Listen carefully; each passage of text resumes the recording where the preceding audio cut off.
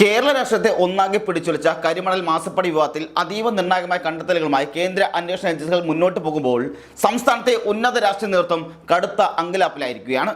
മുൻ മുഖ്യമന്ത്രിയും നിലവിലെ പ്രതിപക്ഷ നേതാവുമായ പിണറായി വിജയന്റെ തിരുവനന്തപുരത്തെ വാടക വസതിയിലേക്ക് CRPF ജവാന്മാരുടെ തോക്കേന്തിയ കനത്ത കാവലിൽ എൻഫോഴ്സ്മെന്റ് ഡയറക്ടറേറ്റ് ഉദ്യോഗസ്ഥർ റെയ്ഡിനായി എത്തിയത് മകൾ വീണ വിജയനെ കള്ളപ്പണക്കേസിൽ കൃത്യമായി പൂട്ടാൻ തന്നെയാണ് എന്നുള്ള സൂചനകളാണ് ഇപ്പോൾ പുറത്തു വരുന്നത്. കൊച്ചി ആസ്ഥാനമായി പ്രവർത്തിക്കുന്ന പ്രമുഖ സിന്തറ്റിക് റൂട്ട് നിർമ്മാണ കമ്പനിയായ CMRL നടത്തിയ കോടിക്കണക്കിന് രൂപയുടെ കള്ളപ്പണ ഇടപാടുകളുടെയും അതിൻ്റെ ഉറവിടങ്ങളുടെയും കൃത്യമായ തെളിവ് ഇത് തേടിയാണ് കേന്ദ്ര ഏജൻസി പ്രതിപക്ഷ നേതാവായ പിണറായി വിജയന്റെ വീട്ടിലേക്ക് ഇരച്ചു കയറിയത്. മുഖ്യമന്ത്രിയുടെ മകൾ ഈ കേസിൽ പ്രതിയാകുമോ ഇല്ലയോ എന്നുള്ള കാര്യത്തിൽ ഇപ്പോഴും നിയമവൃത്തങ്ങളിൽ ചർച്ചകൾ സജീവമായിരിക്കും. അതായത് മുൻ മുഖ്യമന്ത്രിയും ഇപ്പോഴത്തെ പ്രതിപക്ഷ നേതാവുമായ പിണറായി വിജയന്റെ മകൾ അകത്താകുമോ എന്നുള്ളതാണ് വലിയ തരത്തിൽ ചർച്ചയാകുന്നത്. നിലവിൽ EDയുടെ അന്വേഷണം നേരിട്ട് വീണ വിജയനെതിരെയല്ല നടക്കുന്നത് എന്നതൊരു വസ്തുതയാണ്. കള്ളപ്പണ നിരോധന നിയമപ്രകാരം അന്വേഷണം നടക്കുന്നത് ശശിധരൻ കർത്തയുടെ ഉടമസ്ഥയിലുള്ള CMRL കമ്പനിക്കെതിരെയാണ്.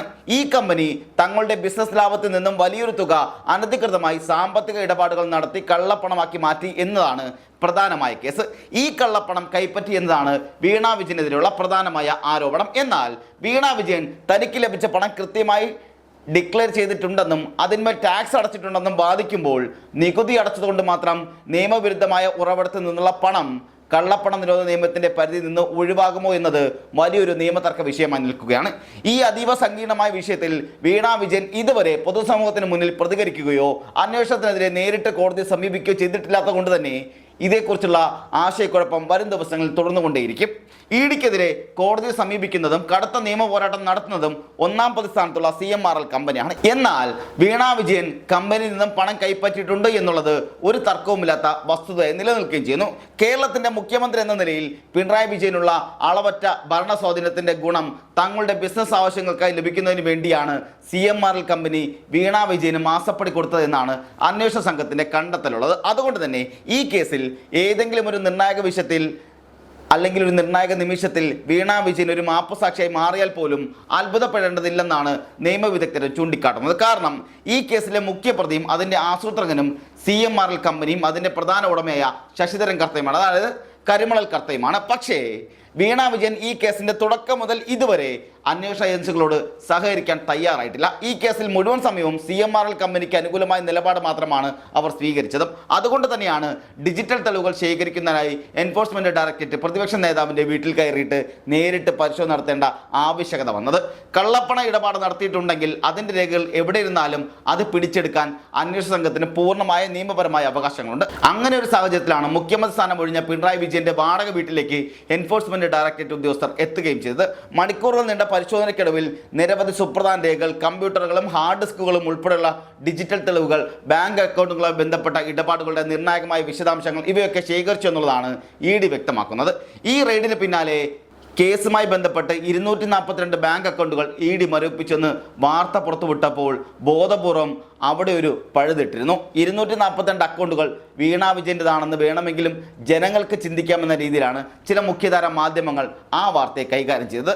ജനങ്ങൾക്കിടയിൽ വലിയ തെറ്റിദ്ധാരണ പരത്താൻ ഇത് കാരണമായി. എന്നാൽ ഈ കേസുമായി ബന്ധപ്പെട്ടാണ് 242 അക്കൗണ്ടുകൾ മരവിപ്പിച്ചത് എന്ന് കൃത്യമായി പരിശോധിച്ചാൽ മനസ്സിലാവുകയും ചെയ്യും. അതായത് മഹാഭൂരിപക്ഷം അക്കൗണ്ടുകളും CMRL കമ്പനിയുടെയോ കമ്പനിയുടെ പ്രൊമോട്ടർമാരുടെയോ ഉയർന്ന ജീവനക്കാരുടെയൊക്കെ പേരിലുള്ളതാണ്. അതുകൊണ്ടാണ് പ്രതിപക്ഷ നേതാവ് പിണറായി വിജയന് കഴിഞ്ഞ ദിവസം മാധ്യമങ്ങൾക്ക് മുന്നിൽ വന്ന് അതേക്കുറിച്ച് മാത്രം പ്രത്യേകമായി വിശദീകരിക്കേണ്ടി വന്നത്.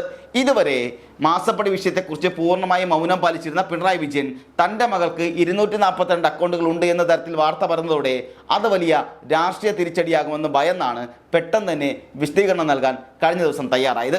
ഇവിടെ ഏറ്റവും സുപ്രധാനമായ ചോദ്യം കള്ളപ്പണ കേസിലെ ഈ ഒരു പുതിയ ഘട്ടത്തിൽ വീണയുടെ ഭാവി എന്താകും എന്നുള്ളതാണ്. സാധാരണഗതിക്ക് വീണ വിജയന് ഈ കേസിൽ മാപ്പുസാക്ഷിയായി വളരെ എളുപ്പത്തിൽ തലയൂരാവുന്നതേ ഉള്ളൂ. എന്നാൽ അതിനൊരു വലിയ കുഴപ്പമുള്ളത് അത് അച്ഛനായ പിണറായി വിജയന്റെ രാഷ്ട്രീയ ജീവിതത്തെ നേരിട്ട് ബാധിക്കും എന്നുള്ളതാണ്. വീണ മാപ്പുസാക്ഷിയായാൽ പിണറായി വിജയൻ മാസപ്പടി കൈപ്പറ്റുന്ന ആളാണെന്ന പ്രതിപക്ഷ ആരോപണത്തിന് അതിനേക്കാൾ വലിയൊരു തെളിവ് കോടതിയിൽ ഇനി വരാനുമില്ല. ശശിധരൻ കർത്ത പിണറായി വിജയന് മാത്രമല്ല ഈ മന്ത്രിസഭയിലെയും മുൻ മന്ത്രിസഭകളിലെയും മുഖ്യമന്ത്രിയും അതുപോലെ ആഭ്യന്തരമന്ത്രി, വ്യവസായ മന്ത്രിയും അടക്കം നിരവധി പ്രമുഖ മന്ത്രിമാർക്കും ജനപ്രതിനിധികൾക്കും മാസപ്പടി കൊടുത്തിട്ടുണ്ട് എന്ന് ഇതിനകം തന്നെ വ്യക്തമായിട്ടുള്ളതാണ്. എന്നാൽ പിണറായി വിജയൻ പണം വാങ്ങി അനധികൃതമായി പല സേവനങ്ങളും ചെയ്തു കൊടുത്തു എന്നത് CMRLന്റെ നിയമവിരുദ്ധ ഇടപാടുകളിൽ നിന്നും അടിവരയിടുന്ന ഒന്നുകൂടിയാണ്. അതുകൊണ്ട് തന്നെ രാഷ്ട്രീയ പ്രത്യാഘാതം ഭയന്ന് മാപ്പ് സാക്ഷിയാവാൻ വിസമ്മതിക്കുന്ന വീണ വിജയനെ ഒരുപക്ഷെ ED ഈ കേസിൽ പ്രതി ചേർത്തെന്ന് വരാനും സാധ്യതകളുണ്ട്. കള്ളപ്പണ കേസുകളിൽ കുറ്റകൃത്യത്തോട് സഹകരിക്കാത്തവരെയും തെളിവുകൾ മറച്ചുവെക്കുന്നവരെയും പ്രതി ചേർക്കാൻ നിയമത്തിൽ വ്യക്തമായ വകുപ്പുകളുണ്ട്. പ്രാദേശികമായി യാതൊരുവിധ സേവനം ചെയ്യാതെയാണ് 1.72 കോടി രൂപ, അതായത് 1,72,00,000 രൂപ മാസപ്പടിയായി വീണ വിജയന് കിട്ടിയതെന്നായിരുന്നു ഇൻകം ടാക്സ് ഇന്ത്യൻ സെറ്റിൽമെന്റ് ബോർഡിന്റെ പ്രധാന കണ്ടെത്തൽ. ആ നിർണായക കണ്ടെത്തൽ വന്ന് 2 വർഷം പിന്നിട്ടിട്ടും വീണ വിജയനോ CMRL കമ്പനിയോ അതിനെ ചലഞ്ച് ചെയ്തുകൊണ്ട് മേൽക്കോടതിയെ സമീപിച്ചില്ല എന്ന് മാത്രമല്ല, നിശബ്ദമായി പിഴ അടച്ച് കുറ്റം സമ്മതിക്കുകയാണ് ചെയ്തിരിക്കുന്നത്. അതുകൊണ്ട് തന്നെ 1,72,00,000 രൂപ അനധികൃതമായി മാസപ്പടിയായി വീണ വിജയൻ കൈപ്പറ്റിയെന്നത് നിസ്സംശയം തെളിഞ്ഞിരിക്കുന്ന കാര്യം കൂടിയാണ്. അതിന്റെ പശ്ചാത്തലത്തിലാണ് കേന്ദ്ര കോർപ്പറേറ്റ് കാര്യ മന്ത്രാലയത്തിന് കീഴിലുള്ള സീരിയസ് ഫ്രോഡ് ഇൻവെസ്റ്റിഗേഷൻ ഓഫീസ് അഥവാ SFIO ഈ കേസ് ഗൗരവമായി ഏറ്റെടുക്കുന്നത്. SFIO കേസിന്റെ അന്വേഷണത്തിൽ കണ്ടെത്തിയത് ഞെട്ടിക്കുന്ന വിവരങ്ങൾ കൂടിയാണ്. തുക 1,72,00,000 അല്ല, മറിച്ച് 2.74 കോടി രൂപയാണെന്നാണ് SFIOയുടെ രേഖസഹിതം കണ്ടെത്തിയിരിക്കുന്നത്. അതായത് 1,72,00,000 അല്ല, 2,74,00,000 രൂപയാണെന്നാണ് കണ്ടെത്തിയിരിക്കുന്നത്. വീണ വിജയന്റെയും CMRL കമ്പനിയുടെയും ശശിധരൻ കർത്തയുടെയും ഒക്കെ ബാങ്ക് അക്കൗണ്ടുകൾ, ഓഡിറ്റ് റിപ്പോർട്ടുകൾ എന്നിവ സമഗ്രമായി പരിശോധിച്ചതിന് ശേഷമാണ് ഈ കണ്ടെത്തൽ നടത്തിയിരിക്കുന്നത്. വീണ വിജയന്റെയും CMRL കമ്പനിയുടെയും ഇമെയിലുകളും മറ്റ് ഡിജിറ്റൽ കമ്മ്യൂണിക്കേഷൻ വഴികളും പരിശോധിക്കുകയും ഇവർ തമ്മിലുള്ള കമ്മ്യൂണിക്കേഷൻസ് വിവരങ്ങളും SFIO ഇതിനോടകം തന്നെ ശേഖരിച്ച് ചെയ്യുകയും ചെയ്തിട്ടുണ്ട്. അതായത് ശേഖരിച്ച് വച്ചിരിക്കുകയും ചെയ്തിട്ടുണ്ട്. വീണ വിജയൻ കമ്പനിക്ക് ഇൻവോയ്സ് അയച്ചു കൊടുക്കുന്നു, അവർ പണം കൊടുക്കുന്നു, രസീത് കൊടുക്കുന്നു എന്നല്ലാതെ ഈ കമ്പനിക്ക് വേണ്ടി എന്ത് IT സേവനമാണ് ചെയ്തതിൻ്റെ ഒരു തെളിവും അന്വേഷണ സംഘത്തിന് കണ്ടെത്താൻ കഴിഞ്ഞിട്ടില്ല. വീണ വിജയനെ മണിക്കൂറുകളോളം പലതവണ ചോദ്യം ചെയ്തിട്ടും എന്ത് സേവനമാണ് അങ്ങോട്ട് കൊടുത്തതെന്ന് വ്യക്തമാക്കാൻ വീണയ്ക്ക് കഴിഞ്ഞിട്ടുമില്ല. വീണയുടെ കമ്പനി കൈകാര്യം ചെയ്യുന്ന സോഫ്റ്റ്വെയറുകളെ കുറിച്ചും അടിസ്ഥാന ചോദ്യങ്ങൾക്ക് പോലും കൃത്യമായ ഉത്തരം പറയാൻ വീണയ്ക്ക് കഴിഞ്ഞില്ലെന്നതാണ് അന്വേഷണ സംഘം വ്യക്തമാക്കുന്നത്. വീണയുടെ കമ്പനിയായ എക്സാലോജിക് അവകാശപ്പെടുന്നത് തങ്ങൾക്കൊരു എഡ്യൂക്കേഷണൽ സോഫ്റ്റ്വെയർ ഉണ്ടെന്നാണ്. ഈ എഡ്യൂക്കേഷണൽ സോഫ്റ്റ്വെയർ പല വിദ്യാഭ്യാസ സ്ഥാപനങ്ങൾക്കും കൊടുത്തതായി രേഖകളിൽ കണ്ടെത്തിയിട്ടുമുണ്ട്. എന്നാൽ ഈ വിദ്യാഭ്യാസ സ്ഥാപനങ്ങളൊക്കെ ഈ എഡ്യൂക്കേഷൻ സോഫ്റ്റ്വെയർ യഥാർത്ഥത്തിൽ ഉപയോഗിച്ചതായി യാതൊരു തെളിവുമില്ല. യഥാർത്ഥത്തിൽ കടലാസ് കമ്പനിയായ എക്സാലോജിക് അനധികൃതമായി പണം കൈപ്പറ്റുന്നതിൻ്റെ ഭാഗമായി പകരം കൊടുത്തതായിരുന്നു ഈ കടലാസ് സോഫ്റ്റ്വെയർ എന്ന് പറയുന്നത്. ഈ കടലാസ് സോഫ്റ്റ്വെയർ വാങ്ങിയ സ്ഥാപനങ്ങളൊന്നും തന്നെ അതുപയോഗിച്ച് പ്രവർത്തിച്ചിട്ടില്ല എന്ന് അന്വേഷണത്തിൽ വ്യക്തമായിട്ടുമുണ്ട്. അതായത് വീണയ്ക്ക് അനധികൃതമായി കൈക്കൂലി പണം കൊടുക്കുമ്പോൾ അതിനെ നിയമപരമായി കാണിക്കാൻ ഒരു സോഫ്റ്റ്വെയർ പകരം കൊടുക്കുന്നു എന്നത് മാത്രമാണ് ഉണ്ടായിട്ടുള്ളത്.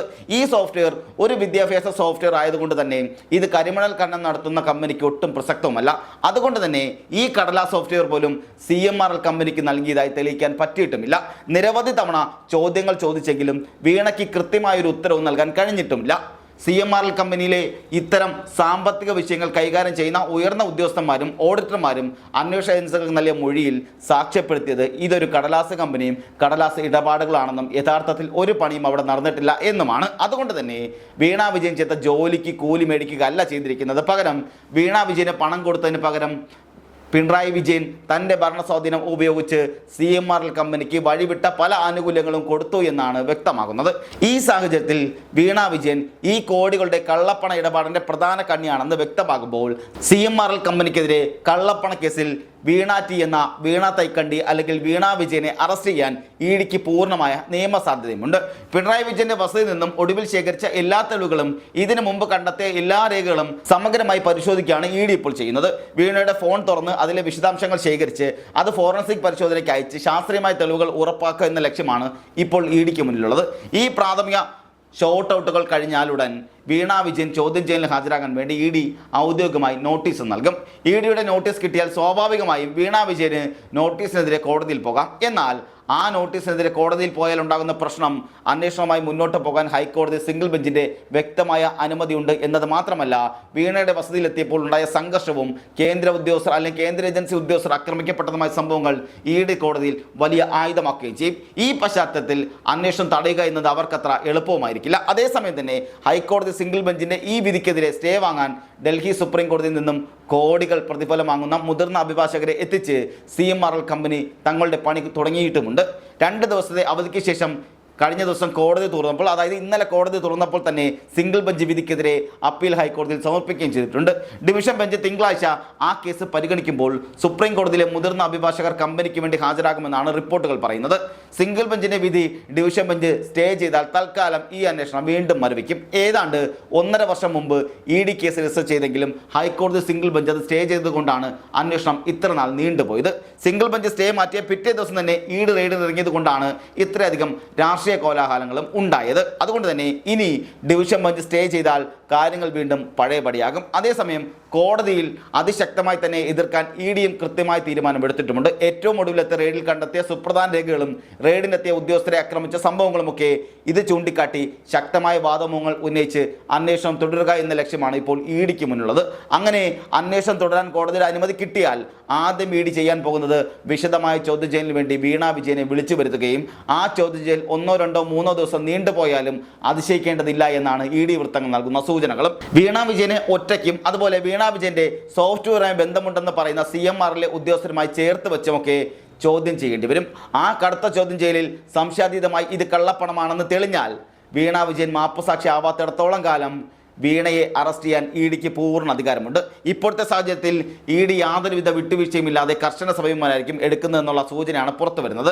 ശശിധരൻ കർത്തയും അദ്ദേഹത്തിൻ്റെ മകനെയും വീണ വിജയനെയും ഒന്നിച്ച് അറസ്റ്റ് ചെയ്യാനുള്ള സാഹചര്യത്തെക്കുറിച്ചും അതിൻ്റെ നിയമവശങ്ങളെക്കുറിച്ചും ED ഗൗരവമായി അന്വേഷണം തുടങ്ങിയിട്ടുമുണ്ട്. അങ്ങനെ അറസ്റ്റ് ചെയ്താൽ പിണറായി വിജയൻ്റെ മകൾ ശശിധരൻ കർത്തയ്ക്കൊപ്പം ജയിലിൽ കിടക്കേണ്ടി വരുമെന്നുള്ള അവസ്ഥയാണ് നിലവിലുള്ളത്.